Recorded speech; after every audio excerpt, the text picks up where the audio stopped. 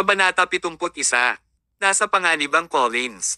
Isang maikli at maitim na binata na may malaking gintong kadena sa leeg ang lumabas sa sulok. Si William Collins iyon. Brother Tear, you really are amazing. That was too epic. That punch was insane. It looked even more awesome than what Kiaofeng did in Demigods and Semi-Devils. Brother Tear, you are a godlike existence to me. Nagsasawa na talaga si Tear sa patuloy na pagsusubo ni William sa kanya. Hindi niya maiwasang isipin ang oras na itinapon ni William ang gintong kadena sa hotpot. Paulit-ulit pa rin sa isipan ni Tear ang pangyayaring iyon na parang hindi nababasag na spell. Nang maisip ni Tear ang mga bagay na ito, kumulo ang kanyang dugo. Huminga ng mahabang hininga, umiwas ng tingin si Tear kay William at sa halip ay lumingon upang tumingin sa isang sulok sa ibaba ng kalsada. Jade, do you think I enjoy playing hide and seek with you? Isang magandang babae ang agad na lumitaw mula sa likuran ni William. Sino pa kaya kung hindi si Jade Laurel? Sa katunayan, hindi maitikaila na ang reyna ng alahas na ito mula sa lungsod ng Con ay napaka-sexy at kaakit-akit. Bagamat lampas na siya sa 30 anyos, napanatili niyang mabuti ang kanyang hitsura at pangangatawan. Kaakibat ng malaanghel niyang mukha, mahirap para sa isang hindi pagnasaan siya. Nakatayo sa tabi ng kanyang godson, halos sila ay tila magkakontra. Tama ang sinabi ni Tear na ang 20 anyos na si William ay mas kamukha ng ninong ng mahigit 30 anyos na si Jade. Kuya Tear, sabi ni Jade, lumapit kay Tear sa sobrang paggalang. Kasabay nito, may kaba na ekspresyon sa mukha niya. Tinundan mo ba ako hanggang sa Riverville City? Tanong ni Tear sa malalim na boses. Nagmamadaling umiling si Jade. I wouldn't dare, Kuya Tear. Tinabi sa akin ni William na pumunta ka sa Riverville City. Kaya naman pumunta ako dito sa lalong madaling panahon. Nagpalipat-lipat ang tingin ni Tear kina Jade at William. Pakiramdam niya ay may tinatago sa kanya ang dalawang ito. Be straightforward. I hate it when people beat around the bush. Teen time na tumango si Jade. Kuya Tear, you said that you owed me a favor for what happened with Angel's heart. I wonder if your promise is still valid. It is, diretsong sagot ni Tear. Dumiwanag ang mukha ni Jade. Hinanap ka namin dahil kailangan namin ng tulong mo, Kuya Tear. Labas na. Gusto kong hilingin sa iyo na protektahan ang pamilya Collins ngayong hapon. Ang pamilya Collins. Anong problema? Tanong ni Tear, subconsciously glazing over at William. Mahabang kwento, Kuya Tear, sagot ni Jade Laurel. Mga 10 taon na ang nakalilipas, mayroong isang kontrabida na nagngangalang Patrick Reynolds sa Riverville City. Lumikha siya ng isang network ng malupit na mandirigma na ginawa ang anumang gusto nila at tinatakot ang mga sibilyan sa nilalaman ng kanilang puso. Maraming pamilya ang inapi niya at sila lahat ay nabuhay sa patuloy na takot sa kanya. Paglaon, ang mga pamilyang ito sa wakas ay nagpasya na sila ay sapat na sa kanyang hindi makatwirang paraan. Lihim silang bumuo ng isang alyansa. Sa isang nakamamatay na gabi, ang alyansa ay nagtipon ng isang grupo ng malalakas na mandirigma upang tambangan si Patrick at inalis ang kanyang kapangyarihan sa lungsod. Gayunpaman, napakatuso ni Patrick.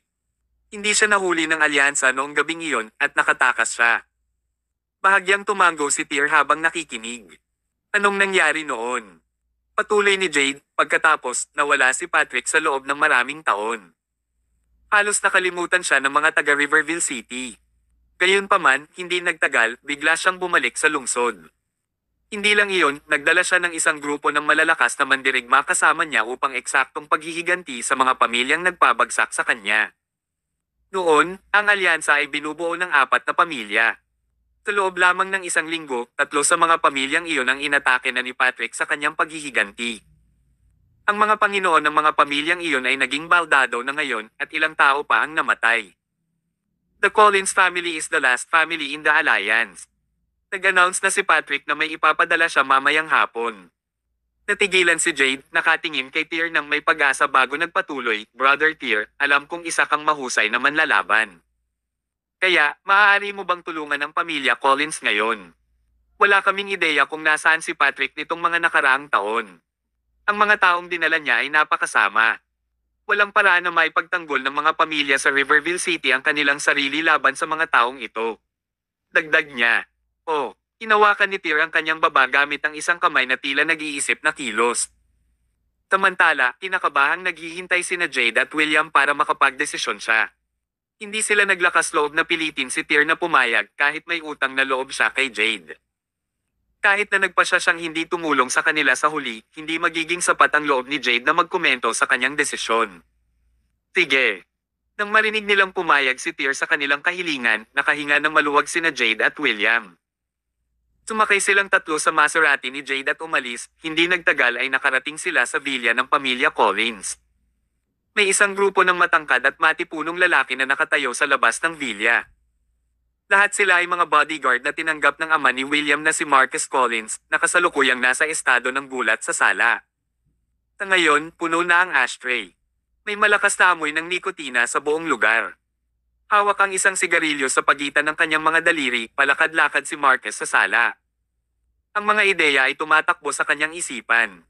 Sa apat na pamilya sa alyansa, tatlo sa kanila ang matinding inatake ni Patrick. Oras na ngayon ng pamilya Collins. Bagamat nakakuha ng maraming bodyguard si Marcus, napakahusay niyang hindi nagkaroon ng pagkakataon ng mga bodyguard na iyon laban sa isang tunay na eksperto. Habang naglalakad siya pabalik-balik, mamulong siya sa kanyang sarili, sinabi ni Jade na hihilingin niya sa isang eksperto na protektahan ang aming pamilya. Bakit hindi pa siya bumabalik? Higit sa lahat, inalok ko si Ayer ng 10 milyong dolyar bilang kapalit sa kanyang tulong pero hindi pa rin siya nagre-reply. Natatakot din kaya siya kay Patrick?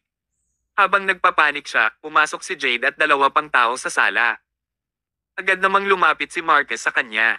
Jade, nakabalik ka na rin sa wakas. Nasaan na ang expert na sinabi mo? Nasaan ang expert na kinuha mo para sa amin, ang pamilyang Collins? Hindi magkadugo sina Jade at Marcus. Ilang taon na ang nakalilipas, nakilala nila ang isa't isa sa Myanmar sa pamamagitan ng kanilang negosyo sa jade trading. Dahil ang dalawa ay dumaan sa hirap at ginhawa ng magkasama, sila ay itinuring na matalik na magkaibigan, pinagbuklod ng pinagsasaluhang paghihirap. Nang maglaon, sila ay naging sinumpaang magkakapatid at palaging pinananatili ang isang napakalapit na relasyon, madalas na itinuturing na mas malapit kaysa sa tunay na magkakapatid. Sinimulan ni Jade ang pagpapakilala, "Kuya, ito si Mr. Summers. Hindi mo na kailangang mag-alala. Kasama si Mr. Summers, nasa ligtas na mga kamay ang iyong pamilya." Agad na inilipat ni Marcus ang tingin kay Tyr. Sa isang sulyap, nagsimulang maglaho ang apoy sa kanyang mga mata. Ito ba ang ekspertong kinuha mo para sa pamilya Collins, Jade? Niloloko mo ba ako? Kabanata 72. Bakal. Pakiramdam ni Marcus ay parang bigla siyang nadala ng langit sa impyerno. Dati, buong kumpiyansa na nangako si Jade na makakahanap siya ng ekspertong magpoprotekta sa pamilya Collins mula sa mapanganib na sitwasyong kinakaharap nila. Sa makatuwid, hindi kailanman nawala ng pag-asa si Marcus dahil hindi siya binaygo ni Jade sa kanyang mga pagsisikap. Ngunit sa pagkakataong ito, lubos siyang nawala ng pag-asa nang makita ang binatang dinala sa kanya ni Jade. Base sa itsura at body type ni Tyr, hindi siya mukhang expert fighter. Hindi masisisi si Marcus sa kanyang nararamdamang pagkabigo. Kahit sino pa ang mag-react ng ganyan. Gayunpaman, si Marcus ay isang taong dumaan sa maraming paghihirap. Naniniwala siya sa prinsipyo na hindi dapat husgahan ang isang libro sa pabalat nito. Bagamat wala siyang gaanong tiwala kay Tyr, sinigurado niyang hindi ito ipapakita. Kahit sinong magpapakita ay bisita. "Halika at maupo, little brother Summer," sabi ni Marcus. Halos mahimatay sina Jade at William sa takot nang marinig nila kung paano hinarap ni Marcus si Tyr. Bilang master ng Rhaenys Regal Palace, madali niyang napatay ang pamilya Collins ng 10 beses sa isang snap ng kanyang daliri. Paano siya matutugunan ni Marcus Collins bilang kanyang nakababatang kapatid? Bagamat naging magalang na si Marcus sa kanilang pagkakaiba sa edad, si Marcus at Jade ay nasa parehong henerasyon. Dahil kahit si Jade ay tinawag si Tyr bilang Mr. Summers, ang katotohanan na tinawag ni Marcus si Tyr bilang kanyang nakababatang kapatid ay malinaw na nagpakita na hindi siya nag-iisip ng mataas kay Tyr. Nagmamadaling nagsimulang magpaliwanag si William, "Dad, si Mr. Summers ay isang makapangyarihang tao." Bumalik sa Hidden Vanguard Boxing Gym, ang kanyang nag-iisang suntok. "Shut up!" Putol ni Marcus, pinutol si William bago niya natapos ang kanyang pangungusap. "Wala kang karapatang magsalita dito. Umakyat ka sa itaas at huwag kang bababa kahit anong mangyari dito sa baba mamaya." Tila takot na takot sa kanyang ama, nagpaalam si William kay Tyr at mabilis na umakyat nang walang sinabi pa. Kitang-kita ni Tyr ang awkwardness sa hangin. Halatang naglalabas ng galit si Marcus kay William. Samantala, ang puso ni Jade ay kumirot. Maupo ka, Mr. Summers. Hindi alintana ang sinabi, pumunta si Tyr sa couch at umupo. Walang ingat niyang inilabas ang kanyang telepono at nagsimulang maglaro ng box moving game na parang walang ibang tao sa paligid. Bagamat nagmamadaling binuhusan siya ni Jade ng isang tasa ng tsaa, binaliwala ni Tyr ang kanyang kilos, na tila nagyelo ang lahat ng dugo sa kanyang katawan. Ang isang natatakot na si Jade ay nagsisikap na bigyan ng babala si Marcus sa pamamagitan ng kanyang mga mata, pinalabas ang kanyang mga tingin na nagpapahiwatig na hindi niya dapat igalang si Tyr. Habang ginagawa niya iyon, may pumasok sa pinto. Ito ay isang nasa katanghaliang gulang na lalaki na tila nasa edad 50. Malakas at matipuno ang pangangatawan ng lalaki, habang ang mahinang dominanting aura ay lumabas sa kanyang katawan. Nang makita ni Marcus kung sino iyon, lumiwanag ang mukha niya nang lapitan niya ang lalaki na may mainit na pagbati. Master Iron, sa wakas nandito ka na. Ang tagal na kitang hinihintay. Ang lalaki ay si Iron, isang kilalang master ng boxing sa Riverville City. Ang madamdaming paraan ng pagbati ni Marcus kay Iron ay nagpakita ng matinding kaibahan sa kung paano niya binati si Tyr. Dahil dito, sumimangot ng malalim si Jade. Samantala, nagpatuloy si Tyr sa paglalaro ng box moving game sa kanyang phone na para bang lahat ng nangyayari sa kanyang paligid ay walang kinalaman sa kanya. Halata sa ekspresyon ng mukha ni Iron na napakataas ng tingin niya sa sarili. Hindi siya masyadong nag-react sa madamdaming pagbati ni Marcus. Mabilis na iniabot ni Marcus ang isang $10 milyong na tseke kay Iron. I'm counting on you, Master Iron, kung ano ang mangyayari mamaya. Kawakas, ngumiti ng bahagya si Iron habang tumatango. Don't worry. With me around, nobody can hurt you today. Matapos marinig ang sinabi ni Iron, mas napanatag si Marcus. Master Iron, ito ang aking sinumpaang kapatid na binanggit ko sa iyo dati, si Jade Laurel. Siya ang reyna ng alahas mula sa Con City. Pinaikit ni Iron ang kanyang mga mata habang sinulyapan si Jade, na ikinalulungkot niya dahil tila may tinatago itong intensyon sa likod ng titig na iyon. Gayunpaman, binigyan niya ito ng bahagyang pagtango bilang kagandahang loob. Pagtingin kay Marcus, nagtanong ito sa pagalit na tono, Kuya, sinabi ko na sa iyo na makakahanap ako ng tutulong sa iyo. Ano ang kahulugan nito? Jade, this is a matter of life and death for the family. We can't take this lightly. I only feel safe with Master around, sagot ni Marcus, na tumitibok ang puso. Kumunat ang noo ni Iron. Anong problema, Mr. Collins? Dahil nag-imbite ka ng iba, ibig sabihin hindi ka naniniwala sa akin. Master Iron, huwag po sana kayong magalit. Ang sinumpaan kong kapatid na babae ay sinusubukan lamang na tumulong sa aking pamilya. Isipin mo na may dagdag na tulong, nagmamadaling paliwanag ni Marcus. Isang pagtulong. Kawakas ay napansin si Tyr na nakaupo pa rin sa couch na naglalaro sa kanyang telepono, ngumiti si Iron. Siya ba yun? Ito. Biglang nakaramdam ng awkward si Marcus. Pagtingin niya kay Tyr ay parang ang baba nito sa kanya. Mukhang mas matanda siya sa 20. Maaari pa ba siyang nasa paaralan? Mr. Collins, inimbitahan mo ba siya upang ipakita kung ano ang hitsura ng pagkamatay? Bata, kailangan mo ba ng pera? Gusto kong bigyan ka ng ilang payo.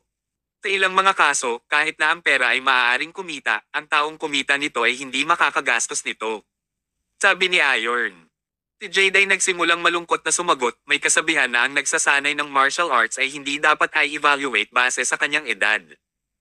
Kahit sa boxing competitions, ang mga kalahok ay ikinategorya base sa kanilang timbang. Kailan ba natin sila hinusgahan base sa kanilang edad? Nagtaas ng kilay si Iron. Miss Laurel, nagdududa ka ba sa sinabi ko? Nagsisimula na rin siyang magmukhang malungkot. Paano mo ako maikukumpara sa isang kandidato sa boxing? Habang nagsasalita si Iron, itinaas niya ang kanyang mga palad upang ipakita ang isang makapal na layer ng kalyo sa mga ito. Nagsasanay na ako ng martial arts mula noong edad na 4. Mahigit 40 taon na ang nakakapagod na pagsasanay para sa aking Iron Fist. Ang sikat na treasure of Hidden Vanguard Boxing Gym, na tumimbang ng malapit sa 360 kilo, ay itinulak ng aking nag-iisang suntok ng 3 metro mula sa kanyang resting position. Alam mo ba kung ano ang ibig sabihin nito? Inisnab ni Iron ang tingin kay Jade at sa iba pa. Anong ibig sabihin nito? Nagmamadaling sagot ni Marcus. Wham! Biglang hinampis ni Iron ang palad niya sa kalapit na coffee table na gawa sa kahoy.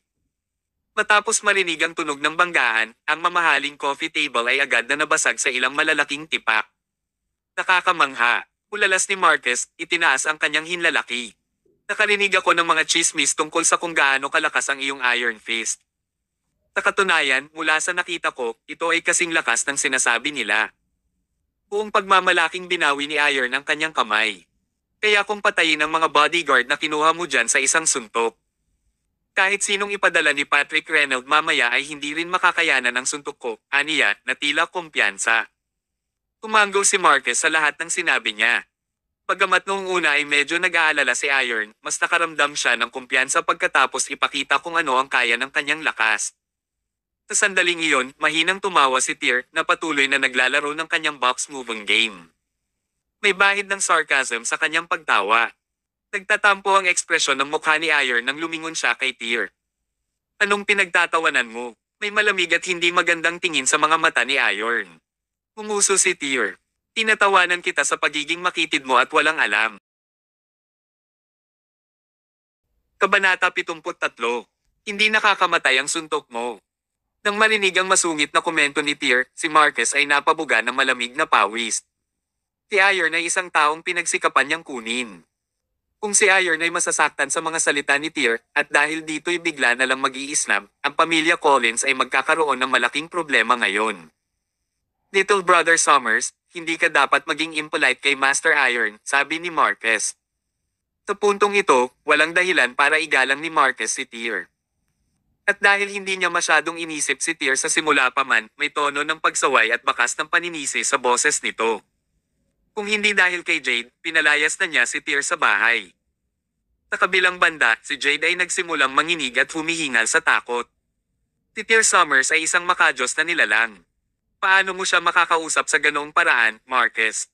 Sabi niya sa sarili niya. Out loud? She said, Kuya, tumahimik ka. Hindi mo pwedeng igalang si Mr. Summers.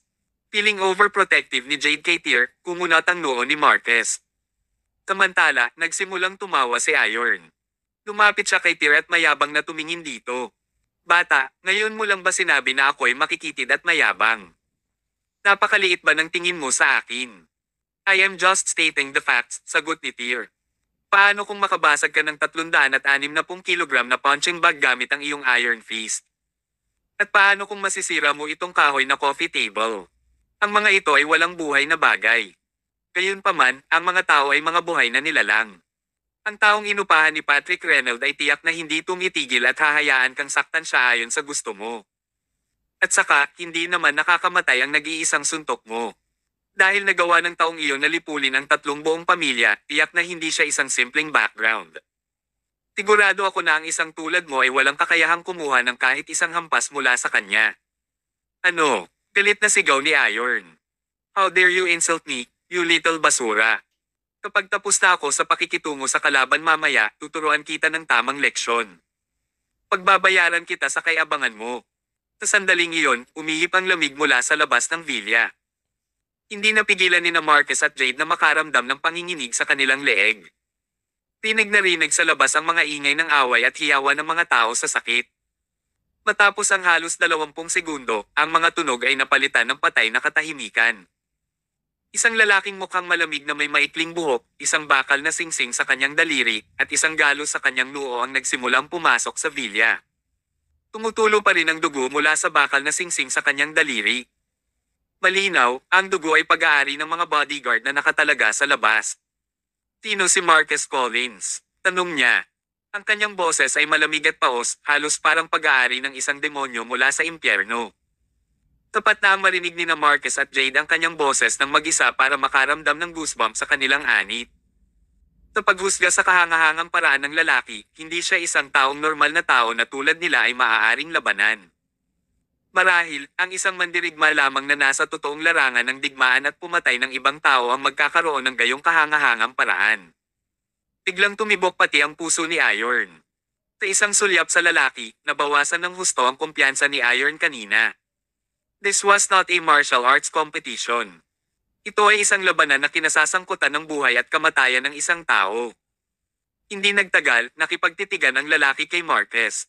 Habang ginagawa niya iyon, ngumiti siya na nagpapakita ng mapurol at mapuputing ngipin. Hayaan mo akong magpakilala.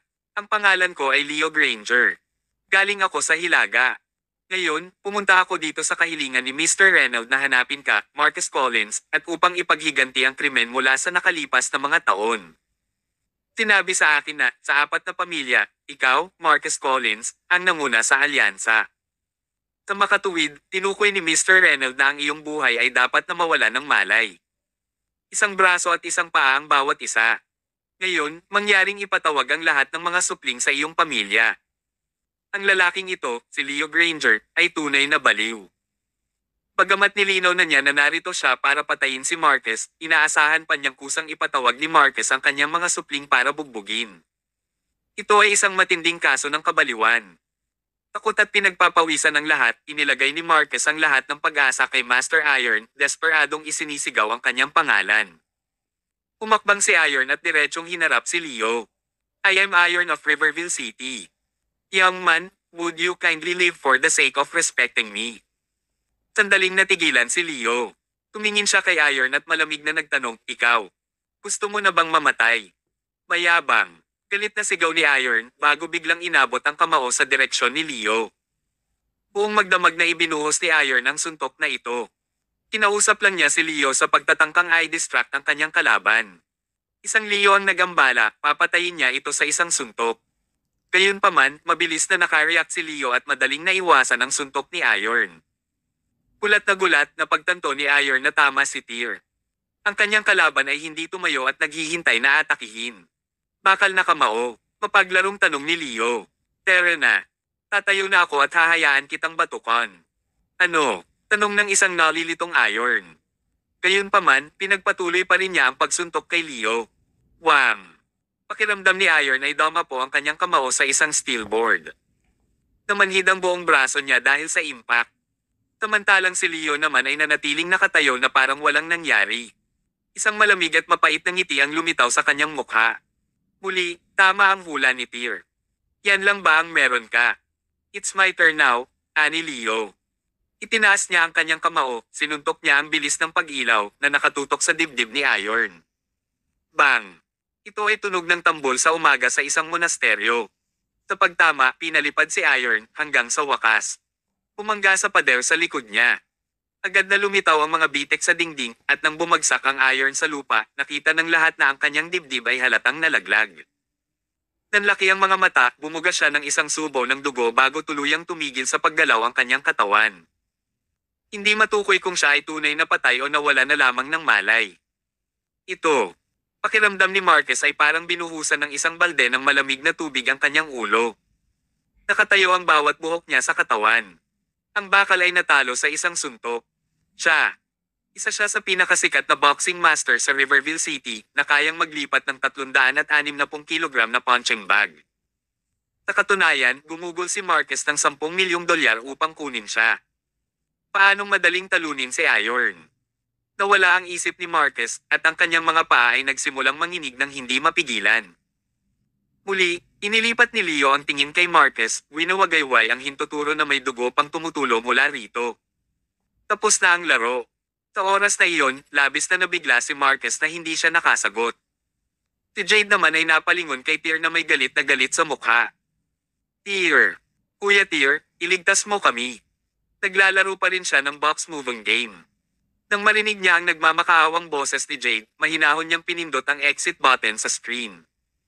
May isa pa ba? Tanong ni Leo, sa wakas ay napansin si Tyr na nakaupo pa rin sa couch.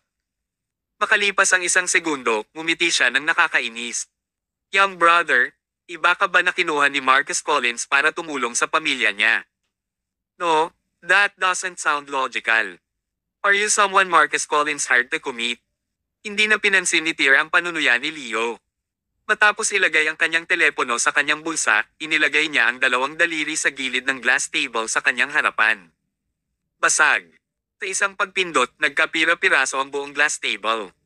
Hindi man gawa sa tempered glass, parang nabasag ang mesa. Ito ay ganap na nagkawatak-watek na walang nakikitang mga tipak na naiwan. Nang lumingon si Tyr, he half-heartedly smiled at Marquez. Kalmado ang boses niya habang sinasabi, kung lumuhod ka sa lupa at magmakaawa sa akin, ililigtas kita. Kabanata 74. Si Patrick Reynolds, si Perry Reynolds. Katahimikan.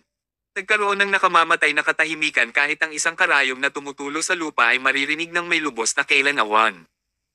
Habang nablangko ang isip ni Marquez sa loob ng 3 segundo, si Jade naman ay tila tulala. Maging si Leo ay tila nabigla. Ito, hindi ba ito medyo over-exaggerated? Maging si Iron, na nakahandusay sa lupa na hindi gumagalaw kani-kanina lang, ay tila nagmulat ng kanyang mga mata habang sinisipa niya ang kanyang mga paa palabas. Lob-dob. Nagmamadaling lumuhad si Marquez sa lupa at yumuko kay Tyr. Mr. Summers, ako, Marquez Collins, ay hanggal na hindi makilala ang iyong husay. Patawarin mo sana ako, Mr. Summers. I'm begging you to save us, the Collins family. Tumayo si Tyr na nakapikit ang mga mata habang nakatingin sa direksyon ni Leo.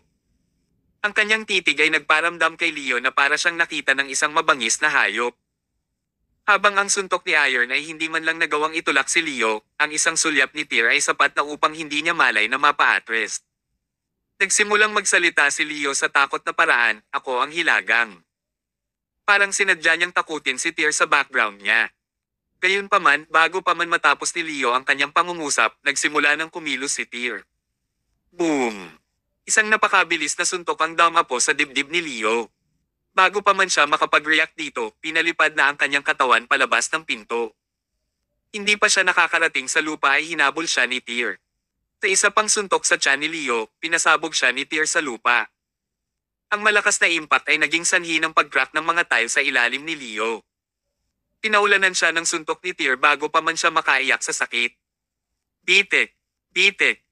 Pagkaraan ng ilang segundo, lahat ng buto sa katawan ni Leo ay dinurog ni Tyr na parang patay na asong binuhat at itinapon palabas ng pinto. Ang buong proseso ay tumagal ng hindi hihigit sa 10 segundo. Matapos pumalakpak ng ilang beses ay lumingon si Tyr at tinignan ng nakatulala na si Jade. Jade, consider my favor done. Napatulala sina Jade at Marquez. Totoo ba ang lahat ng ito? Talaga bang natalo ang mabigat na Leo Granger na nagpatomboy kay Iron sa isang suntok? Hindi man lang siya nagkaroon ng pagkakataong lumaban kay Tyr. Yun lang ba talaga nangyari? Sa oras na maalala ni na Jade at Marquez ang kanilang mga sarili, si Tyr ay naglalakad na palabas ng pinto. Nang matamaan siya ng realization, tinakbuhan ni Marquez si Tyr. Mr. Summers, huwag ka munang umalis. Ano ito? Lumuhad ulit si Marquez sa harap ni Tyr. Salamat sa pagligtas sa amin, Mr. Summers. Gayunpaman, Mr. Summers, bagamat natalo mo na si Leo Granger, nandyan pa rin si Patrick Reynolds. Hindi lang si Leo Granger ang ekspertong manlalaban sa paligid niya. Ang Dragon Boat Festival ay magaganap sa loob ng 2 araw.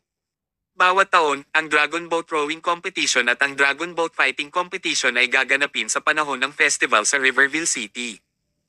Dahil ang Riverville City ay isang lungsod na itinayo sa isang daungan, mas gusto naming lutisin ang mga isyu sa fighting ring. Sa araw na iyon, tiyak na hahamunin kami ni Patrick Reynolds sa pamamagitan ng Dragon Boat Fighting Competition. Gusto kong hilingin kay Mr. Summers na tulungan kami sa ganoong sa panahong gipit.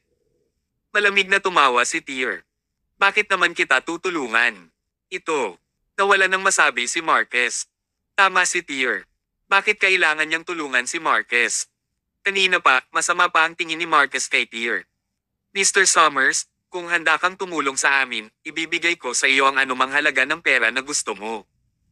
Kami, ang Riverville City Alliance, ay handang magbayad ng anumang halaga. Hindi ko kailangan ng pera, mahinahong sagot ni Tyr kanina. Nagpapanik ngayon si Marquez. Mr. Summers, kung magiging napakabait mo para tulungan kami, pararangalan ka ng Riverville City Alliance bilang isang knight.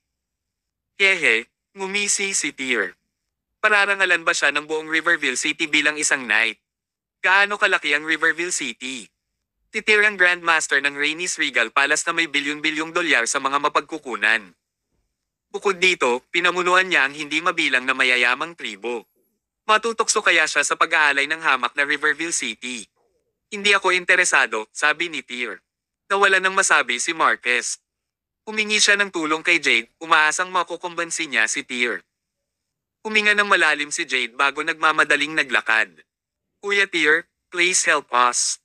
If you're willing to help us, ako, Jade Laurel, will become your slave. I will do anything you ask of me. Tumigil sa paglalakad si Tyr, lumingon siya para tignan si Jade pataas at pababa.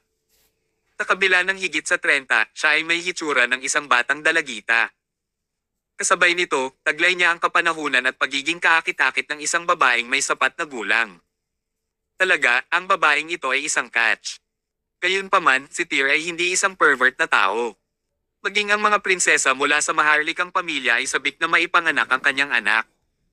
Si Jade ay nasa dulo ng mahabang listahan ng naghihintay. At saka, ang tanging nasa puso ni Tyr ngayon ay si Winifred Zia. I'm very curious. Marcus is not even your biological brother. Bakit mo ipagpapalit ang kalayaan mo para sa kapakanan niya? Sandaling natigilan si Jade. Back in Myanmar years ago, I almost fell into a deep abyss. Si Marcus ang nagligtas sa akin, she said. Oh, nang mabusog na ang curiosity ni Tyr, tumalikod na siya at umalis. Sa pagkakataong ito, hindi na siya tumigil. Wala siya sa mood na tulungan si Marcus o ang Riverville City Alliance.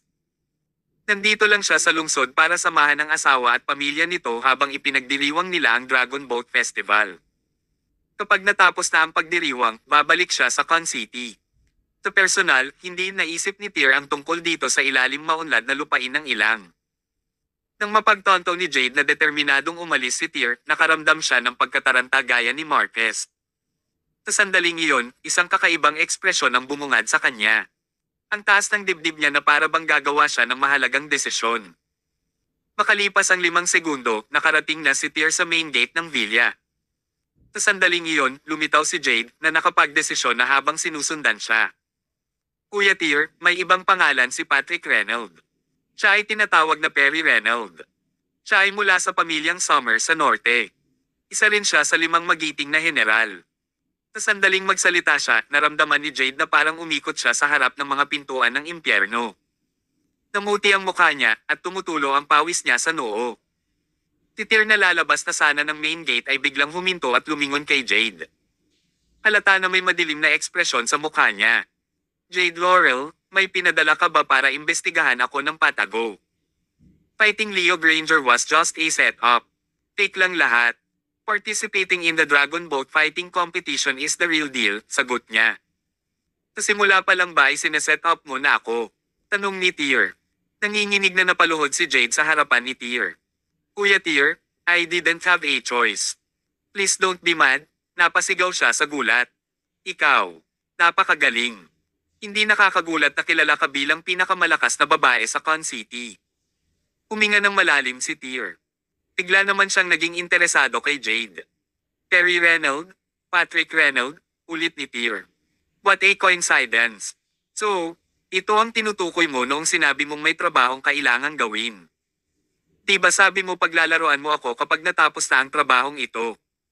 Kung ganoon, hayaang magsimula ang laro ng maaga. Kabanata 75. Nagsimula na ang Dragon Boat Festival. Habang bamulong si Tyr sa sarili, may sarkastikong ngiti sa kanyang mukha at malamig na tingin sa kanyang mga mata. Sa kabilang banda, nakaluhod pa rin si Jade sa lupa.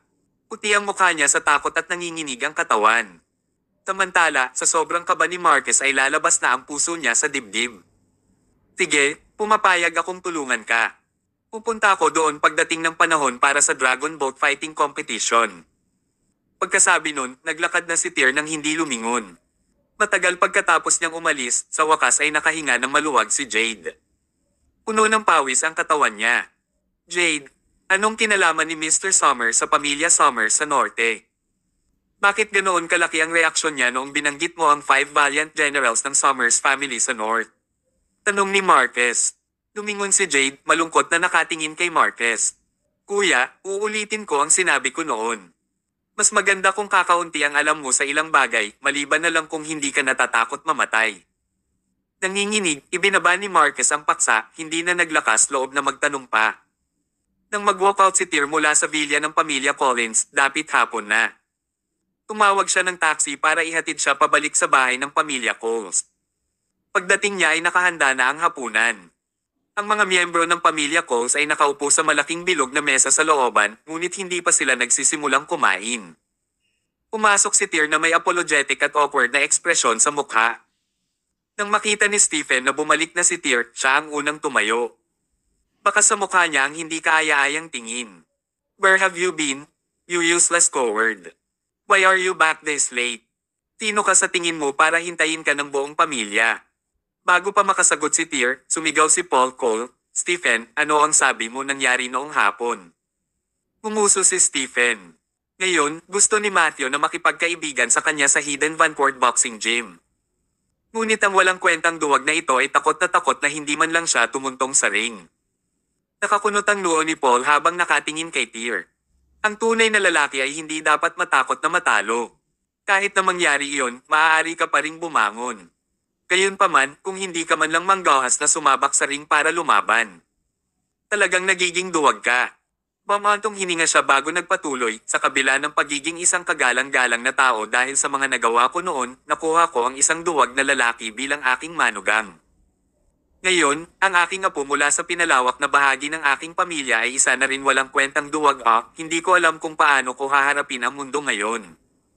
Shut up, old man. Stop bringing that crap up. Ulalas ng isang naiinis na si Christine. Pagkalapag ng chopstick sa mesa, pinandilatan muna ni Paul si Tyr at pagkatapos ay si Jacob na nakaupo sa tabi niya. "Hindi na ako kakain," deklara niya, tumayo at naglakad papasok ng bahay. Agad na naging awkward ang mga pangyayari, lalo na kay Jacob na ngayon ay pulang-pula na ang buong mukha. Dapat siyang mamatay sa gutom, bulong ni Christine. Nilinggan niya si Tyr at kinawayan ito. "Tyr, bilasan mo umupo. Palagi na lang ganito ang ugali ng lolo mo. Don't mind him." Ngumiti si Tyr. Natural, hindi siya magtataglay ng sama ng loob kay Paul. Kung ikukumpara sa pamilyang Collins, naramdaman ni Tyr na hindi gaanong kakilakilabot sina Stephen at Paul. Bagamat medyo mas malupit ang pagsasalita ng huli, mayroon silang magandang intensyon. At saka, tama ang sinabi nila na hindi dapat masyadong duwag ang isang lalaki. Kung hindi, paano niya poprotektahan ang babaeng mahal niya? Buti na lang at hindi duwag si Tyr. Sa sumunod na 2 araw, binisita ni Tyr, Winifred, at ng kanilang pamilya ang mga pangunahing landmark sa Riverville City. Walang kakaibang nangyari. Gayunpaman, sa buong paglalakbay nila, lahat sina Winifred, Helen, at Jacob ay nakatanggap ng ilang tawag mula sa iba pang miyembro ng pamilya siya. Gayunpaman, natapos din ni Helen na ibinaba ang lahat ng mga tawag na ito. Sa huli, nagpasya silang isara na lang ang kanilang mga telepono. Sa pagkakataong ito, ang pamilya Zia ay dumanas ng malaking pagkalugi. Nararapat silang turuan ng leksyon para sa kanilang sariling mga pagkakamali. Kung nais ni Tyr at ng kanyang pamilya na tulungan ang pamilya Zia, sila na ang magdedesisyon kapag nakauwi na sila. Sa isang kisap mata, 2 araw na ang lumipas. Nagsimula na ang Dragon Boat Festival. Maagang umaga, natapos na ang pamilya Zia ng almusal at papunta na sila sa Brunswick Road para panoorin ang Dragon Boat Rowing Competition. Bago sila umalis ng bahay, nakatanggap si Tyr ng tawag mula kay Jade. Parang gusto niyang ipaalala sa kanya ang tungkol sa Dragon Boat Fighting Competition na magaganap ngayon. Nang sinagot ni Tyr ang tawag, medyo hindi siya masaya. Ang sinabi niya lang ay, "I won't go back on my word," bago ibaba ang tawag. Sa kabilang dulo ng pag-uusap sa telepono, nakaramdam ng pagkataranta si Jade ng matagal matapos marinig ang sinabi ni Tyr. Nagsisi siya sa pagtawag dahil wala siyang dahilan para ipaalala kay Tyr ang tungkol sa kompetisyon. Higit sa lahat, wala siyang karapatang pagdudahan siya. Ang pangunahing layunin ni Tyr sa pagpunta sa Riverville City ay upang gumugol ng oras kasama ang kanyang pamilya sa panahon ng Dragon Boat Festival. Ang pagtulong sa Riverville City Alliance sa Dragon Boat Fighting Competition ay isang bagay lamang na ginagawa niya dahil sa kanyang kabaitan. Dahil matalinong tao si Jade, dapat naisip niya ito. Kahit alas 9 ng umaga ay siksikan na ang Brunswick Road, lalo na sa lugar na malapit sa daungan. Ang mga tao ay nakatayo halos ilang pulgada ang layo sa labas ng linya ng kaligtasan. Sa Celestial Empire, bawat lungsod na matatagpuan sa tabi ng ilog ay magdaraos ng mga kompetisyon sa paggaod bawat taon sa panahon ng Dragon Boat Festival. Palagi itong ginawa ng Riverville City sa pinakamagastos na paraan. Habang ang lahat sa pamilya Cole ay nasa sabik, wala sa kanila ang mas nasa sabik kaysa kay Blair. Dahil katatapos lang niyang magdiwang ng kanyang ikalimang kaarawan, nasa edad na siya ng pagkakaroon ng kamalayan sa sarili. Kaya naman, na-curious siya sa lahat ng bagay sa paligid niya. Habang inakbayan ni Tyr si Blair, hindi siya tumitigil sa pagtatanong habang nasa daan. Halimbawa, magtatanong siya ng bakit kahit 100,000 beses tungkol sa lahat at palaging matiyagang nagbibigay si Tyr ng mga paliwanag sa kanya. Siya ay kanyang biological na anak na babae pagkatapos ng lahat. Mas masaya siyang sabihin sa kanya ang lahat ng maganda at makulay sa mundong ito. Sa katunayan, ito ay isang responsibilidad na dapat gawin ng bawat ama para sa kanyang mga anak. Ang Dragon Boat Rowing Competition ay nagsimula sa eksaktong alas 10. Lahat ay nanunood ng may pinanibik. Samantala, ang Dragon Boat Fighting Competition ay magsisimula sa eksaktong alas 11. Habang papalapit ang oras sa pagsisimula ng fighting competition, mag-alok na si Tyr ng dahilan para makalayo para makalaban siya. Right then, Stephen Cole started murmuring impatiently, taon-taon, kailangan nating pumunta dito sa Dragon Boat Festival. We either watch the rowing competition, eat rice dumplings or buy all kinds of scented pouch. It's all soulless meaning. Well dun, sumakay tayo sa flower boat at manood ng fighting competition. Napatingin si Christine kay Stephen na nakakunot ang noo. Lahat ng alam mo ay may kinalaman sa pakikipaglaban. Ano ang magandang panoorin ng fighting competition na iyon? Si Winifred at ang pamilya niya ay pumunta dito para ipagdiwang ang Dragon Boat Festival kasama natin. Bakit hindi mo na lang sila makasama? Hindi nang ahas si Stephen na kausapin ang kanyang lola. Wala siyang choice kundi magpanggap na wala siyang nabanggit. Gayunpaman, sina Paul at Christine ay palaging magkaaway. Palagi silang may pagkakaiba sa paraan ng kanilang pag-iisip at sa kanilang mga personal na ideolohiya. Sa makatuwid, sinimulan ni Paul na hamanin si Christine. Anong masama sa pag-aaway? Dapat mahilig makipag-away ang mga lalaki. Nakarating kami ng Cole family dahil sa pakikipagsapalaran ko sa Martial Arts Academy noong bata pa ako. Tingnan mo ang pamilya ni Helen. Ang mga lalaki sa pamilya niya ay lahat ng duwag. Anong mga nagawa nila ngayon? Tinabi niya. Mukhang asar si Christine. Si Winifred ay nagsimula ng kanyang sariling kumpanya ngayon. Achievement pa rin ng babae yon. Malakas na sigaw ni Paul. Isang duwag na lalaki ang umasa sa isang babae sa pamilya. Ano bang meron doon?